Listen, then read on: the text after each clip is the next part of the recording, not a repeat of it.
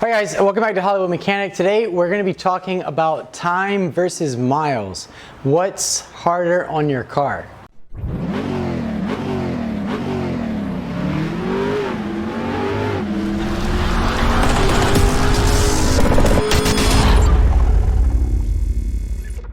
Alright, so what we're going to talk about today, I need to put a couple of disclaimers on. This is just what I'm seeing 90% of the time as a tech doing inspections and working on cars. For now, we're just gonna be focusing on, again, time versus miles. So we have two different types of buyers. We have the collector and the user.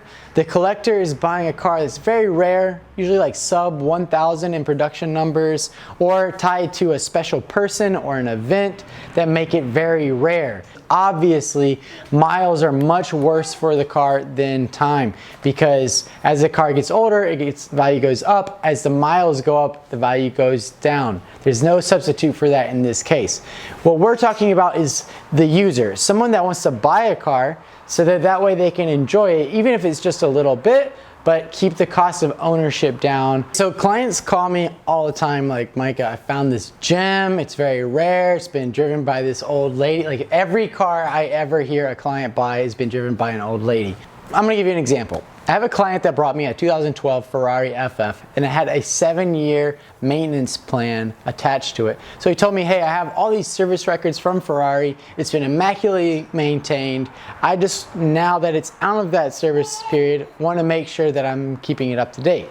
There's a ton of papers showing yearly oil service. I think it got 1 air filter in that 7 years and maybe 2 brake fluids. Transmission fluid was not replaced, gear oil, power steering fluid, none of these things were replaced under this Ferrari service. So those items, what are the effects of the time on those items because it got such low miles, 20,000 miles? Well, when we remove the covers, we start to see the effects of that. Like the brake fluid reservoir and the brake fluid cap is all gunked up and nasty. So even though it got that fluid replaced, it was not enough. So then we went and looked at the water pump, and the water pump was seeping and dripping out coolant due to the coolant having never been changed. And why is that? What happens to oils and fluids when they're exposed to the air? Well, according to SAE.org, once oil is exposed to the air, it begins to oxidize. Acids begin to be produced as byproducts of this oxidation. As a matter of fact, if you send your oil to like testoils.com or Blackwater oil testing, one of the things they look for to see if the oil is good is an AN, or an acid number, showing what kind of acid buildup is developed into the oil. So does that scare you? Acid in your oil? It really should scare you, because that is what decays and destroys seals. I have a client with a resto modded Corvette with an LS7 that has 1,200 miles on it, but it's been 15 years since it was installed. When I poured oil into it, almost as fast as the oil would go in, the valve cover gasket would just allow it to seep out. And it wasn't because the valve cover gasket was loose, it's just because the few times that it was started, oil was slung around in the valve cover area, would pull up on the edge of the valve cover where the oil couldn't quite drain and become acidic and slowly eat away that gasket. So how do you prevent your gaskets from being eaten up by oil? To have it started regularly. If once a week the car is started and driven a few miles, it allows the oils to reach temperature and splash around and hit all the seals and gear plates and friction plates to coat them in new oil. This washes off the old oil that has been sitting there in the open air in the engine and puts fresh oil on it. But then that oil also has to be changed every time it's about to expire. Tremec, for instance, says that the oils that they sell for their transmissions last 3 years.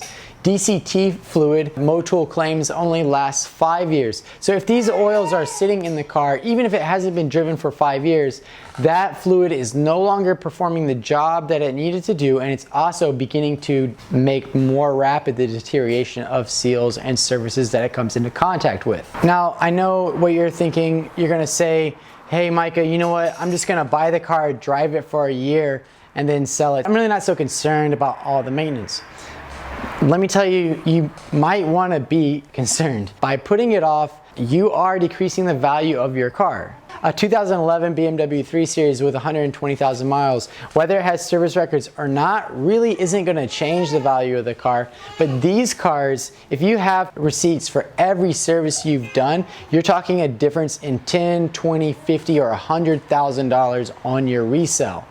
That alone makes it worth it to me, but if you still aren't convinced, this is what we have right here is a broken down Porsche GT3 transmission. It's from 2004, so we're talking about a 17-year-old car, and everyone said the same thing. Don't care about my service on the transmission, not gonna do it. So it made it 10 years without being changed. Eventually, it caused the metal and the fluid not to be able to lubricate, and so now we have a transmission that's not replaceable. You can't buy it new, you can't buy a used one, you can't buy it rebuilt.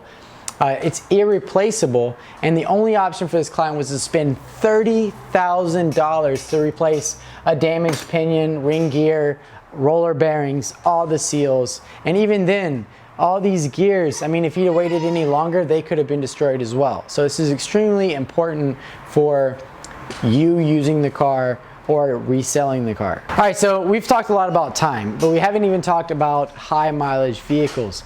And so you're saying, Mike, okay, I get it, time is bad, but why would maybe a car with higher miles be cheaper to own than a car with low miles? Here's why.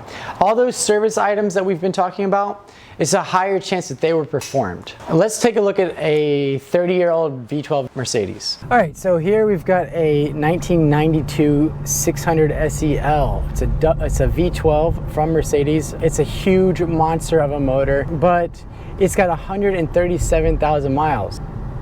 But you wouldn't tell by looking at the inside. I mean, honestly, they've kept it really clean, and there's no check engine lights on the dash. Everything works. All the windows, the mirrors, the automatic leveling suspension, the speed sensitive power steering, it all works. And the reason for that is this car, as it's been driven through the years, when things break, they are replaced. Someone immediately says, oh, this is not working, let's go in and get that repaired, as opposed to a car that just sits and all those things deteriorate. Another thing about this is, like, the oil's been changed, electrical contacts for sensors or servos that operate items don't build up any kind of corrosion on them.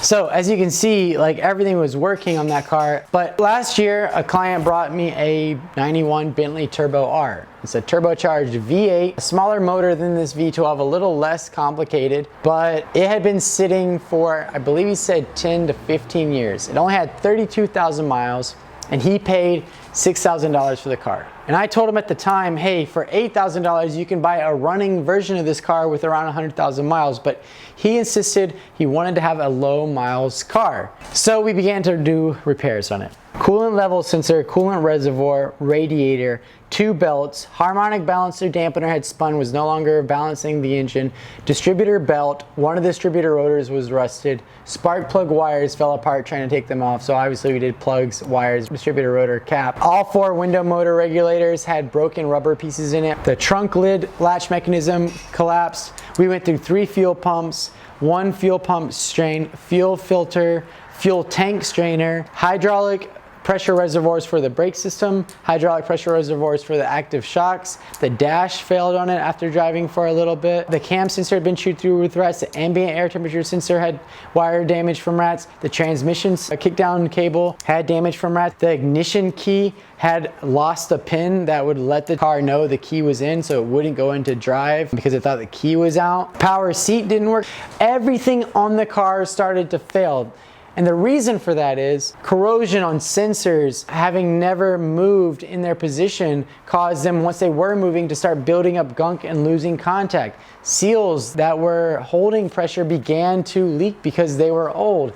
And so all these items began to fail. If the car had been running, when those items failed, they would have been replaced. The fluids would have then been replaced, increasing the overall health of the system. And depending on how deep the part that failed is, all the parts leading to that part would have been replaced as well. In that V12 Mercedes, the transmission was leaking, so I pulled the transmission to do a reseal on it. And while I was there, did a new rear main seal, did new drive shaft bushings and donuts. So again, the car being used actually is much cheaper to own and drive even though it has 100,000 miles more than the Bentley Turbo R. So to wrap up everything, I know, again, with a collector car, miles have a value that cannot be replaced. But if you're buying a car to use it and it's been 20 years, if the car has just been sitting, it's gonna be a major headache. I would rather buy a 100,000 mile car that's running than a 10,000 mile car that's just been sitting.